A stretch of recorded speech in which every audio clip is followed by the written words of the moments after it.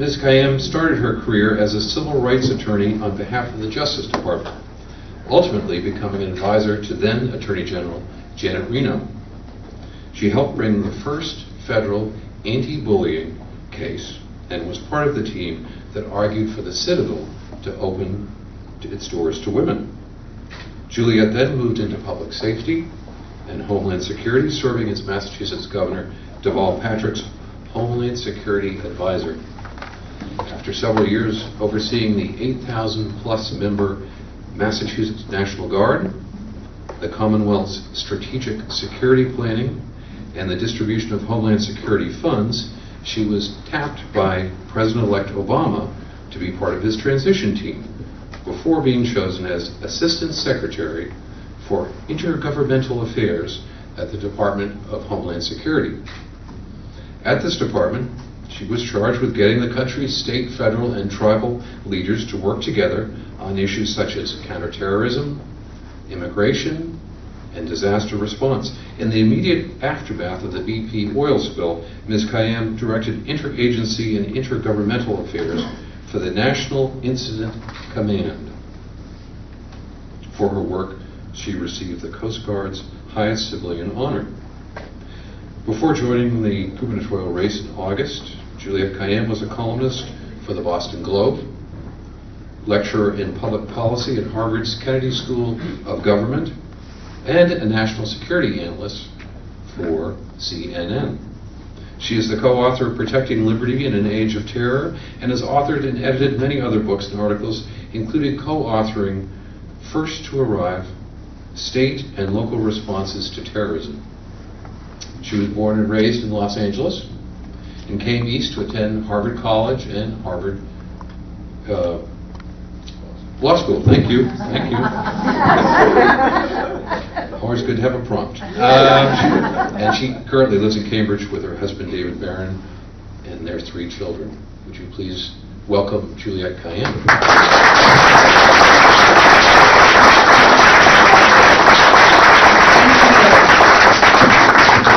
So I don't know if I'm the timekeeper. Can I see, is this on tape? Absolutely. Okay, good. I'm the timekeeper for the game, but I was painfully aware that, in a good way, that the Red Sox game is on. So thank you all for coming. See, I'm a pacer and a stander. So thank you so much for having me again, for all of you being here. Actually, my event with Amy was my first event as a candidate, so I'm more comfortable now. If I seemed a little overwhelmed then, and part of it is just having the opportunity to go around the state and to talk to so many of you. So it was a lovely introduction, so I think that gives me an opportunity to talk a little bit about myself outside the CV, because that is why I'm here and why I'm running, is to, first of all, listen to all of you, but also let you know who I actually am. I'm a mother of 3 children and a wife, a public servant, someone in public safety, a crisis manager. I'm also was a communicator and teacher, an important part of my life. And I am the daughter of a Lebanese immigrant family. And maybe it's the last thing that might explain why I'm in this race, why someone like me would jump into this race. And it's my Sittu, that's Arabic for grandmother, came here from Lebanon. She had 9 children, 5 of them there, 4 of them here. The 5th was my mother, the last one born in Lebanon. She came somehow from Kentucky to California, raised the kids alone because my grandfather was, let's just say, not present, and raised them all to succeed. I'm one of 34 grandchildren, one of 70-something. I mean, there are 70-something great-grandchildren. At our family reunions, we wear those because we stopped pretending that we actually knew who anyone was.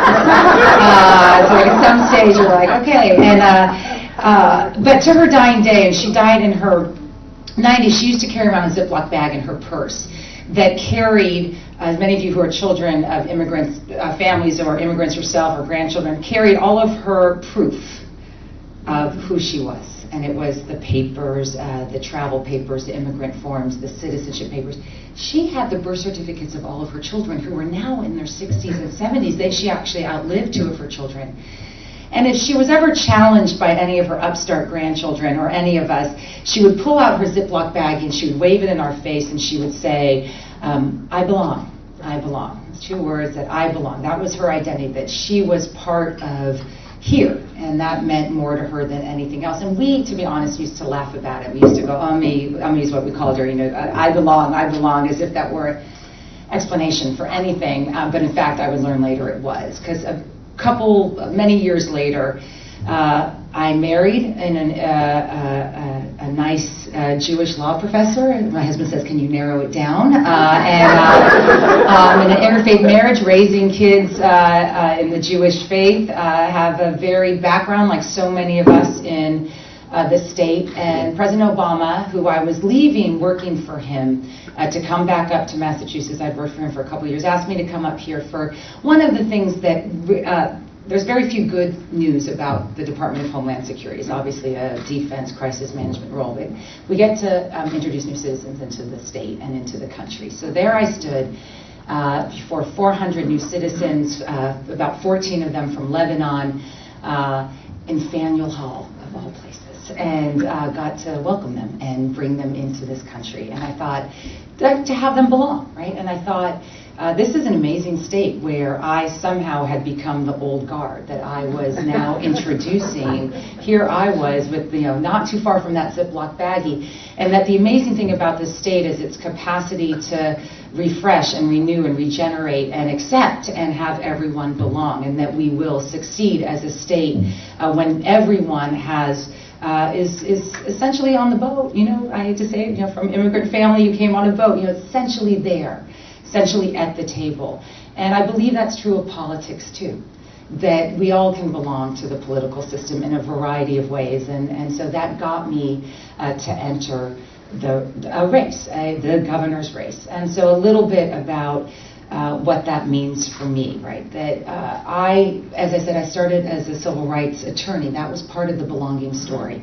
I have been an advocate for access. I believe if you open the door, amazing things happen, but too often doors are closed. We see that even now.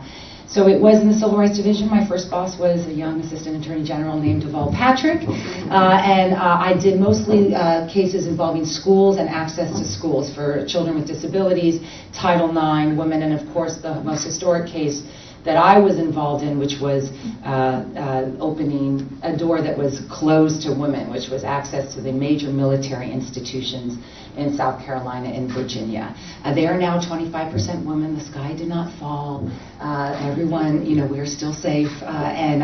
But those were amazing cases. And that idea of access and belonging has even motivated me, even in a field that's sometimes viewed as somewhat scary or defensive, with Homeland Security. So I was part of the team for comprehensive immigration reform that I am still very sure we're going to get. I do think so, if we can, maybe in the last 2 years. And because opening our borders to people with ideas and who value this country, but also for all the economic reasons that sometimes undermine the things we as progressive care so much about. So we talk about, like many of you, supporting a higher minimum wage or supporting paid sick leave. But if you have 14 million people outside that system, it's very hard to have a lawful economic system when 14 million people are essentially outside of it or actually being taken advantage of. So I do think that comprehensive immigration reform, one of the reasons why the unions are so behind it is because it makes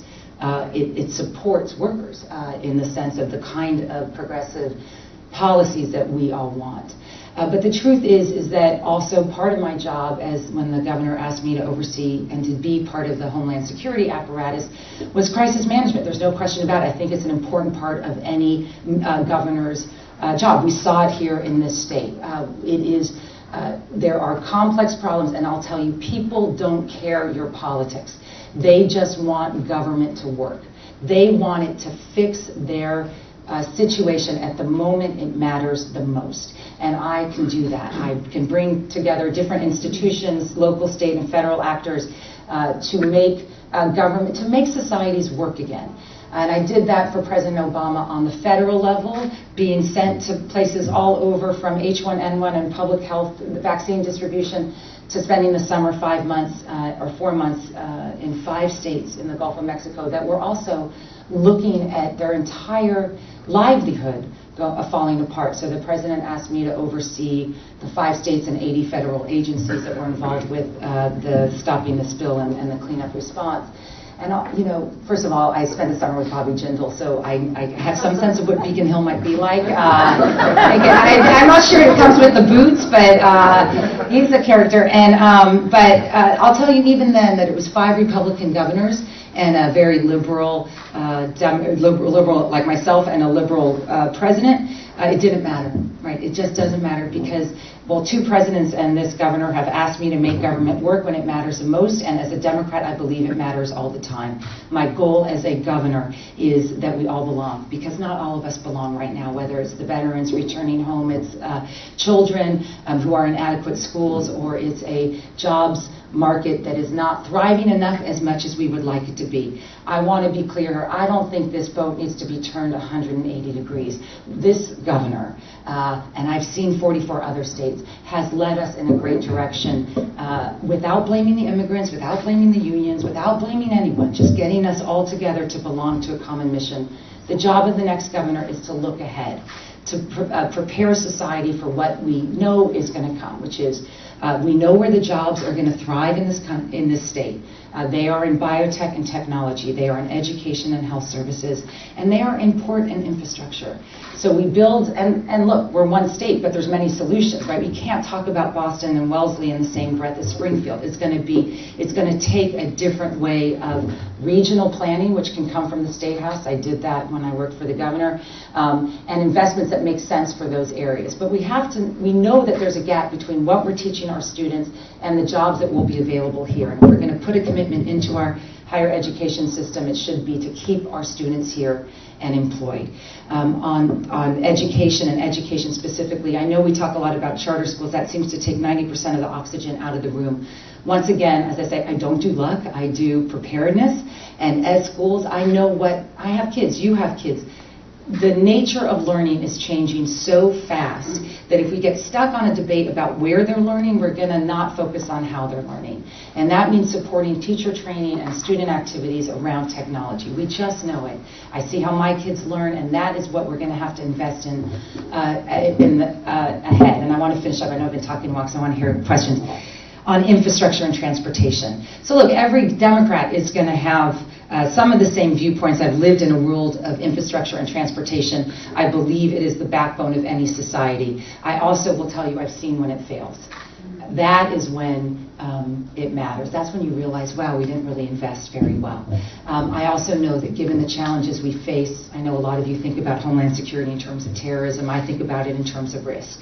And I think about climate change a lot more than I think about Al-Qaeda these days. And I think about where we live, Boston, and that a governor like me would own I would own climate change reduction, right? That you can do a lot of things from our end, but also accept that we have to adapt better as a society to the climate change threats that we face. Once again, I know how state government works. I have been in the executive branch. 351 cities and towns cannot deal with it by themselves. It requires it requires a corner office to guide regional planning around climate change adaptation or whatever to protect our infrastructure. And it also means understanding that infrastructure is it's not about just jobs today, although that's important. It is about investments in the future. It's what links us, right? We'll be the most connected state if we can get the roads, the broadband. It's not just the bridges, it's the broadband, but it's also our port. We are a coastal state. Our port employs hundreds of thousands of jobs related to our ports, hundreds of thousands of employees, and if we can expand and buttress, look ahead, prepare for the kind of society we can be and this kind of manufacturing and transportation society we can be, that is what job creation is about. It's about sustainable jobs, the ones you know will be here in the future. And that's how I think about what lays ahead. There's the immediate problems of today, but they have to be solved, and this is what's hard about politics, they have to be solved in a way that's sustainable in the future. And I bring the skills of having both worked in state and federal government, knowing how to drive answers because government's no longer a hammer to a nail. It is about making the table big enough and hearing different viewpoints and finding out where there's not fixable differences, but more often about we can get 80% there together, working with a Beacon Hill that can make life difficult, that's understandable, but that can also get there. Those are the skills that I bring to this race, and I hope that you consider. I believe that as a state, we are judged by how well we prepare each other for whatever may come our way, right? You don't just whatever may come our way, and the truth is we all belong. You belong. I belong to that common mission. So it's a thrill and humbling to be here today. So thank you very much. Thank you.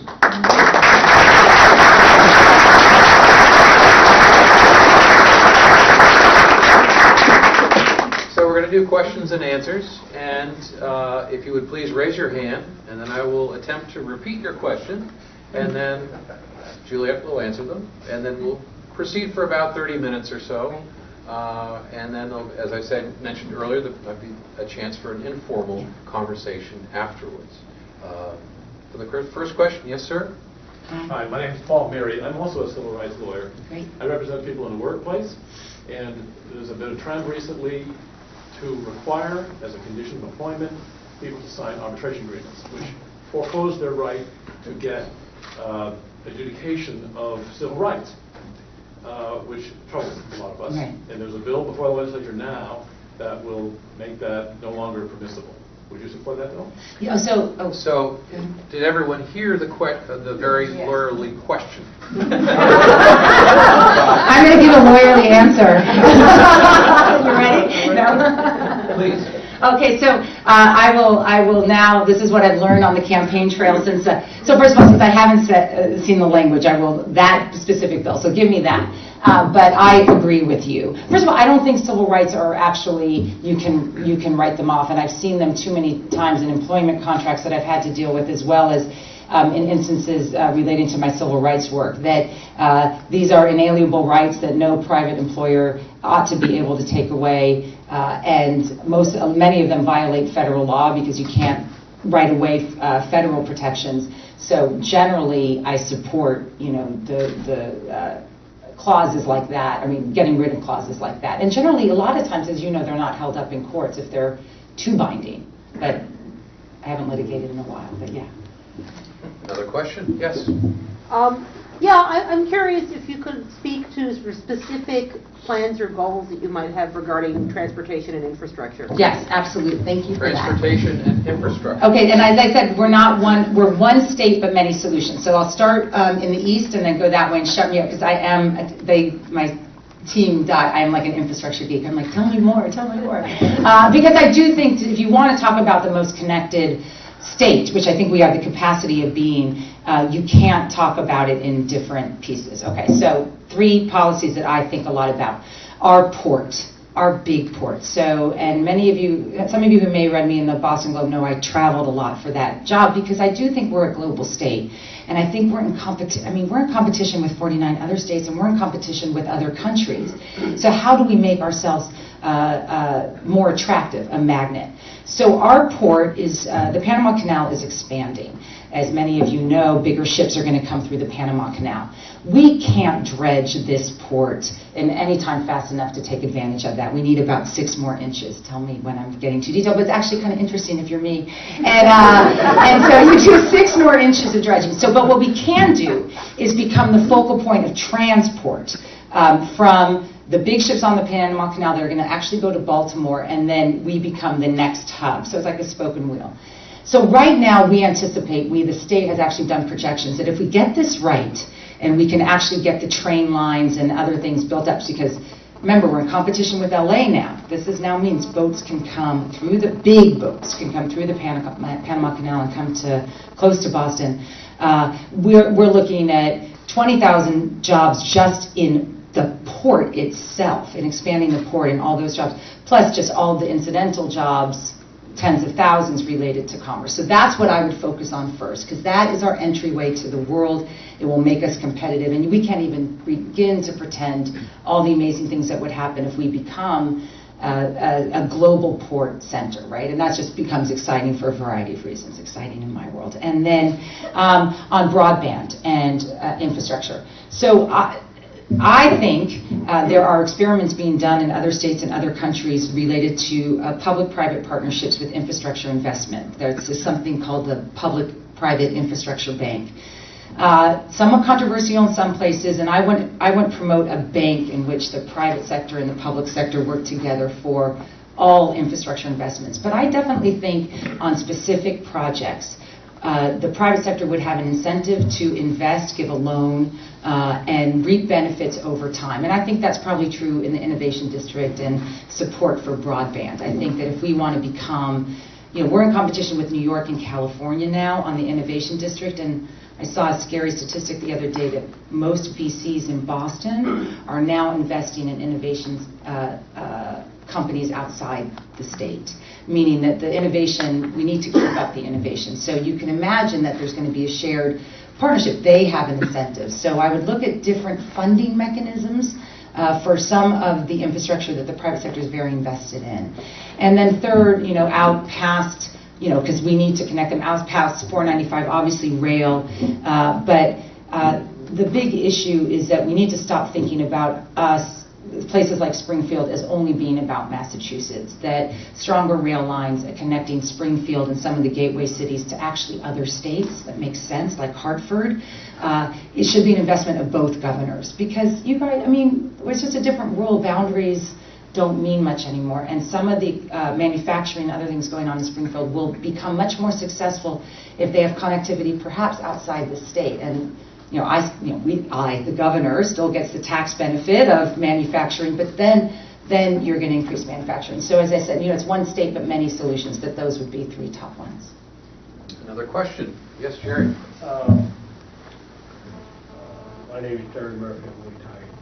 Nice to meet you. And I'd like to speak briefly about education policy.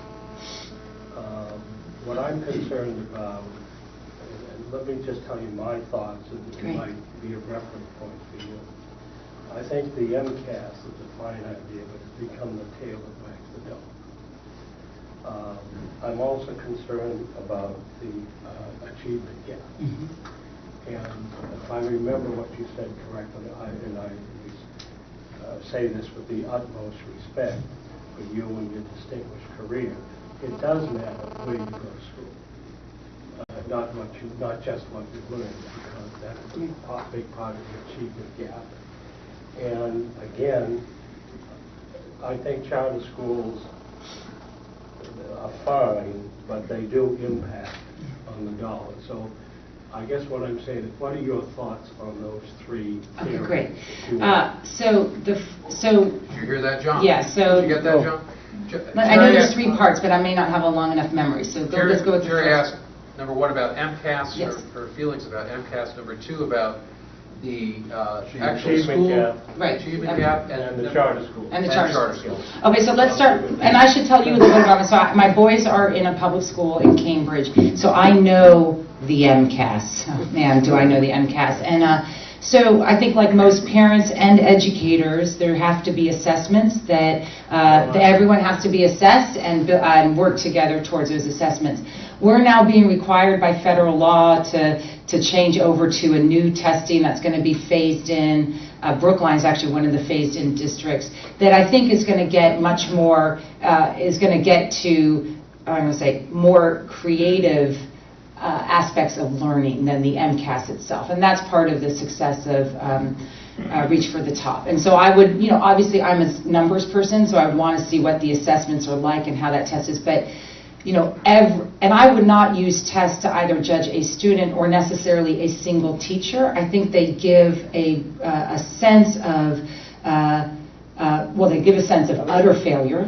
Right, exactly. It's a diagnosis. They would give a sense of utter failure, and they would get a sense of where people need to rise or be trained. So you just have to have, and we all have assessments. So that's where I am on the MCAS, on where you go to school. So I do think there are failing students, I guess that's a little strong, and failing schools. And what I mean by that is we need to have the resources in each individual school so that no child is left behind, right? So that they all belong. And sometimes kids, I see it in my kids' school, sometimes kids need extra help. They need a focus. We don't need to discipline them so much. I have boys. I know it's hard for me to tell the difference when they're being good or bad. It's like, it's my mood, not theirs. And so, I recognize that. And so do we have the resources, including more teacher involvement, if it's possible? I know that we're throughout the state, and this is where I think local ingenuity is really important. This is where a governor's role is, so that I know a couple of school districts are trying out having different role models in the classroom. Doesn't have to be a certified teacher. Teachers actually like it because, as many of you know, as you probably knew, you could get distracted by one kid. On the failing schools, on the other, it's abysmal that we have failing schools, and there are going to be times when the state has to step in, as we've seen in the past, and that's sort of your last choice. But I'm a big fan of the compromise legislation that both the MTA and the governor and school reformers came up with a couple years ago, which gives principals and school districts a much more flexibility in terms of their hiring, firing, and I would say, resetting capability to fix failing schools. And often that may be, and so you keep it at the school district level, if at all possible. On charters. So this is where I answer more bluntly than maybe people want me to, but this is just who I am. So I look at the wait list, and I think, as of right now, we need 2 tracks. We need to allow kids who are in, and some charter schools are not good, so I'm still into evaluating charter schools. But we need to open up the charter school cap, and I say this with, but there's a big but, which is understand that charter schools, the whole purpose of charter schools, this is what charter schools were created for, was innovation in the charter schools would be used by the public school district to assist in learning. It would provide a sort of flow of educational experiences. I think we've lost that a little bit, that original mandate, and would try hard to promote it. Ideally, there wouldn't be 2 tracks, and maybe we can envision a time when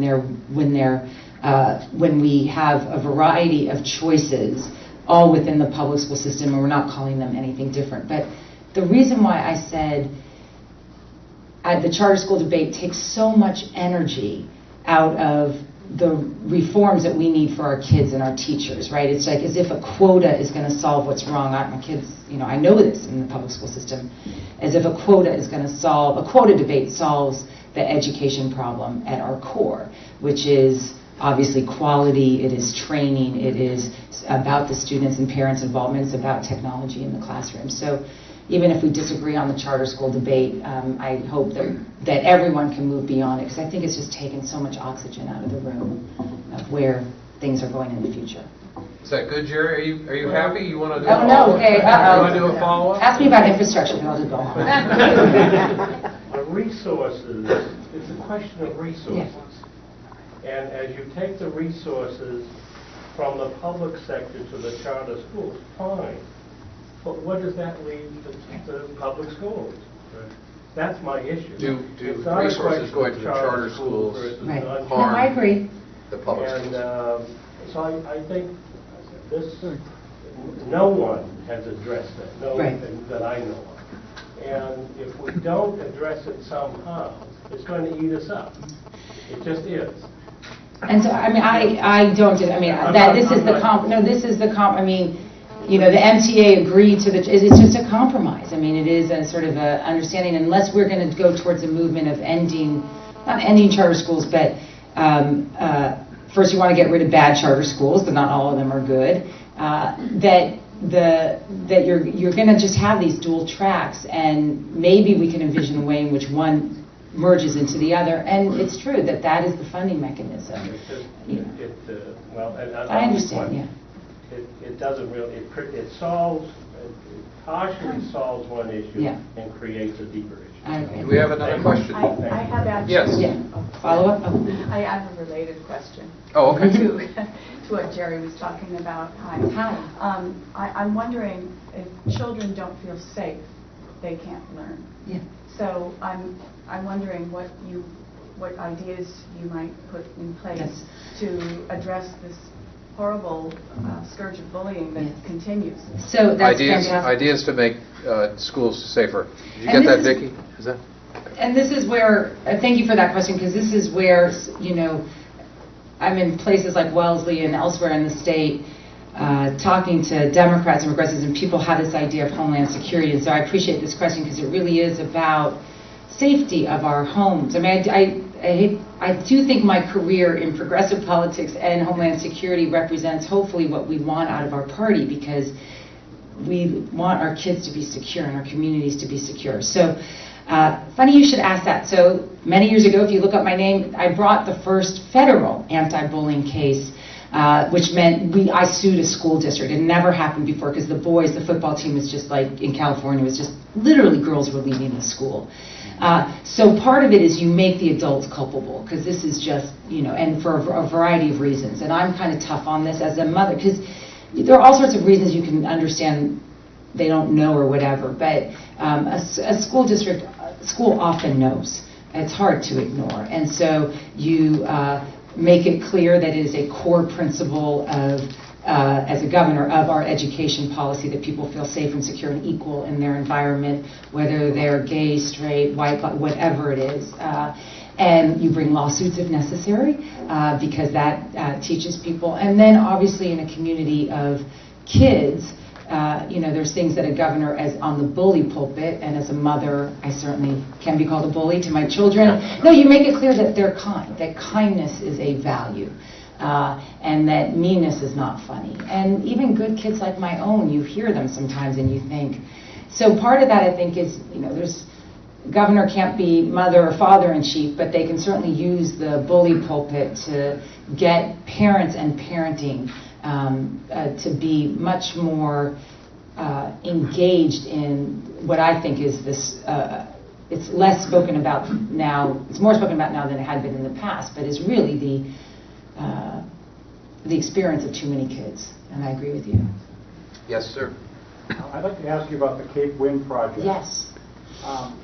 At this late date, I don't know whether the governor would have anything to say about whether it actually gets built or not, and I'd like to know what your position would be if you think the governor does have any role to play.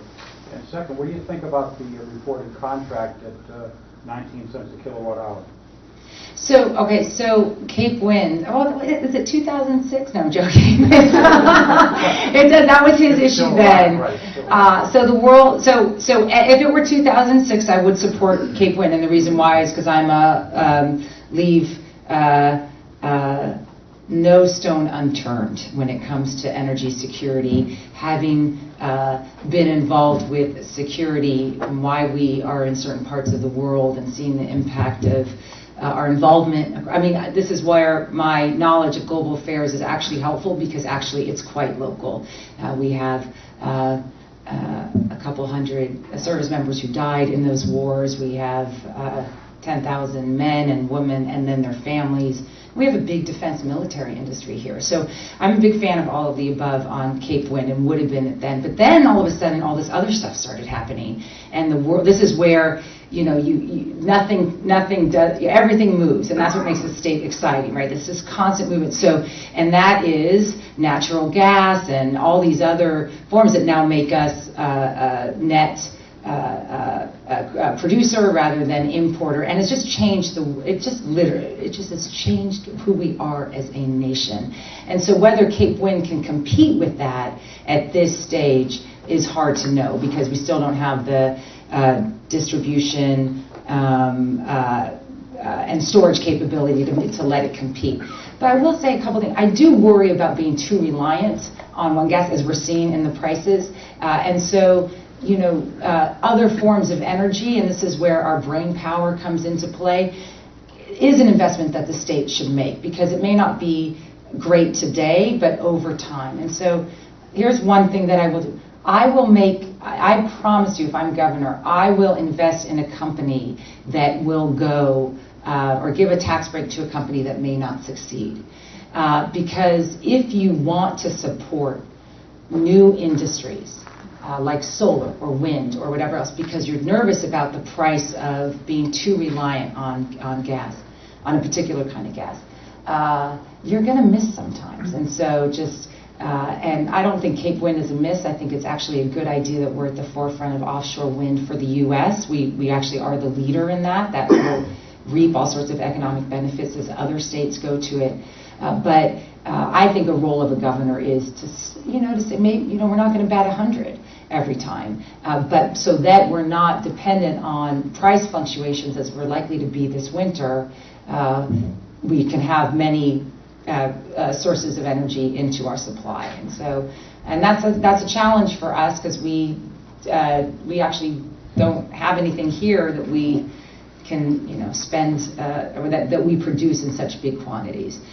So that's sort of where I am on all those issues, and think the investments. Can I say one more thing about solar? I know Evergreen, is that? Yeah, the company that went bust. So that is the kind of thing a governor just has to take a risk. And the reason why is there's about 5,000 or 6,000, the investment in solar, right? There's about 5,000 or 6,000 jobs, not manufacturing, but not white-collar jobs, I don't know what you call it, in installing solar panels throughout this state. So there are a lot of men and women who are employed in an industry that if someone hadn't taken a gamble on.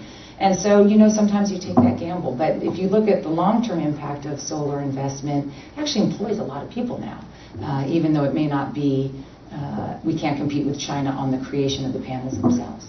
Yes. Oh, sorry. Okay. Well, I wanted to, just because of these, I'm Lucia Lovison of the Democratic Town Committee. There was a lot of questions, but I have one in particular. Okay, as a governor, what you would do to do something to, to calm down the rise of the cost of the tuitions on the schools, because it's a big public deficit, that is rising more than the cost of living. And so I think that is very important. And also what you would do, that is another part of the question, to generate jobs in Massachusetts after one graduates, because the innovation is so bad here that everybody with whom I'm talking, I'm coming from the high-tech field, is saying right now it's much better to go to UK, forget the United States. How do you retain these people? Because they are leaving. The major battery people from MIT, they all went to China. Yeah. Everybody. No, and I'm glad you asked that question, because I just say, people will say to me, you're I'm not a national security expert, but what do you want to be governor? So and I kind of balk at that for a variety of reasons, because it's actually a wrong way to describe me, but it's also, we are in a global competition. Like, let's wake up, right? I mean, this is who we are as a state, is what makes the state great. Every state is in a global competition. First of all, I don't think those are separate questions. And so let me tell you what I would do, because I actually think they're related. So on the cost of higher education, what the governor did is a start, which is you're going to cap the cost. And I'm only talking about public institutions now. Private are harder, and you can really use the bully pulpit. What President Obama has suggested on a ranking system will be very helpful. And I'm not saying that a governor can't do anything, but it's just harder given the private nature of them. But in the public institutions, which are incredible, and the most important thing that we know about our public higher institutions of learning is that over 90% of our students are staying here. So we are already investing in them. And so the question is, how do we invest in them that they actually continue to stay here, and maybe it's not China, but not go to New Hampshire? So there's a lot of ways to answer that. So one is you try to the extent possible cap the tuition at where it is. I don't know the budget well enough. This is where I'll admit that I need to look, you need to look at budgets carefully over the course of a couple of years, but try to stabilize a tuition rate hike that is consistent with inflation at least over 10 years. We've bought ourselves 2 years right now, so you might be able to do that. Now, it's still very high, but it's not as high as the private schools. You also work, University of Massachusetts is doing amazing things, and it's amazing what these institutions will do when the pressure's on them from, say, a governor's office, which is part of the reason for the tuition hike is just there's a lot of overhead and administrative costs, all these things that University of Massachusetts system, for example, is reducing very quickly and fast because they've been under pressure, that then ought to be reflected in tuition costs. So there are ways that you can work with the systems to insist. You can get, for example, good university presidents who put the value of the tuition and the price of the tuition as a priority. We've seen these public institutions, I mean, we see, I can't, you know, it's a case right now, so I won't say anything, but you see what happens when you put a bright and shiny president in one of these universities, and the price of the tuition goes up. So there's a variety of ways in which a governor overseeing the entire system can do it, but I want to relate that to jobs, because that's the most important thing, because we are doing these kids a disservice. So the Higher Education Board, which oversees all the colleges and universities and community colleges, is looking at a gap of about 50 or 60,000 jobs, the kind of jobs you're talking about, higher skilled jobs that will be needed for the Massachusetts economy to thrive. So we're beyond just surviving. Let's think about thriving and what we're educating our kids in those systems. And I think the recommendations they make, I would be very keen, I would say, on enforcing. And they include, right, we're going to have to hire more teachers in those skills. It doesn't mean we give up on other English or, you know, the romantic languages. It just means that if we can try to educate people so that they're ready for the job market here, that is going to satisfy a public good for both the students and, of course, for the investment we've already made. So the solutions are actually already out there. It's just sort of focusing on what I think is a gap. And then there's, to be honest with you, I think, if you can't tell, I think about things in clusters. You know, you really can't talk about education without talking about jobs, without talking about affordable housing, because a lot of those kids that we're educating are leaving because they're going to New Hampshire because it's cheaper to live there, or they're going to California because they're going to get paid 8 times as much. So those are ways to think about viewing all of this as networked. And so if you begin to try to solve one problem by itself, sometimes you need to look at it as there are many solutions for the state. It's one state, but you know, I look at Boston very differently than I would at Springfield and its massive poverty, for example. I think we have time for one more question. Okay. Lisa? Hi. So I would love to hear you talk about climate change, not so much what I've heard you speak a lot about what you would do. Adaptation, but I'd love to hear you talk about carbon tax, Great. Other things. The Fantastic. question regards carbon tax and climate mitigation, climate change mitigation. And thank you for asking that, because it is a key part. Right? There's two, I don't want to give up yet, but as a realist, I know, you know, as I always say, Hurricane Sandy, 7 hours and high tide. That was what kept the Innovation District dry, and that's luck, and we don't like luck. We want to prepare for that. And if I, 1 second, and putting the regional investments in that. Okay, so one, clean energy is not only an economic boom, but it will help reduce carbon, right? The various states, like California, are actually doing partnerships with other countries to have goals for carbon emission reduction. We just saw Jerry Brown do this in China, and it actually is a really neat public-private partnership. Who knows if it works, but there's ways that states can be very creative in this. I would be, if I thought, I'll be honest, I'm very realistic. I like the idea of a carbon tax. I don't know, you know, I'm also very realistic because people have tried, let's just put it that way, and we'll keep pushing, and as I say, always keep pushing, but that people should be, people and more institutions have to pay for what they're doing to our earth, right? The earth that we're giving to, not to us, but to the next generations. I would see if we could get some form of it through. That would be something. I don't mean to sound down, it's just progressive change takes a number of iterations. So like, don't give up on gun control, just keep pushing. Eventually, hopefully people wake up to it. And then finally on climate change, reductions. I do think that if we can, we're a clean energy state. We are the #1 clean energy state. That's a nice title to have, and that you just keep, so you use that as a way to lure industries and people here. This is something that people vote on, they move on, they care about, and so just keep sustaining some of the investments already made is really key. And this is, can I now do my why a Democrat matters and not just me? I matter. I'm glad you're all here, and as you talk to your friends, especially in communities like Wellesley that have a lot of independents and Republicans, I get to end with this. Your question is exactly right. Why does this campaign and election matter? It is because things like that matter. First of all, Obama's going to be president for his last 2 years are going to be the first 2 years of whoever this governor is. So if you think about comprehensive immigration reform, investments in climate change reduction and adaptation, if you think about gun control, we don't want to lose the state.